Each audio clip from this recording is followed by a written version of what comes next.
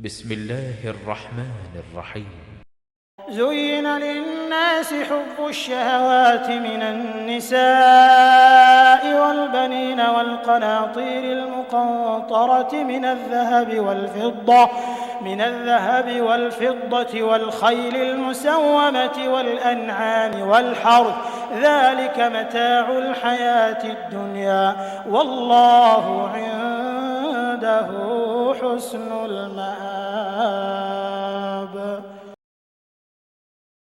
زين للناس حب الشهوات من النساء والبنين والقناطير المقنطرة من الذهب والفضة والخيل المسومة والأنعام والحرث، ذلك متاع الحياة الدنيا، والله عنده حسن المآب.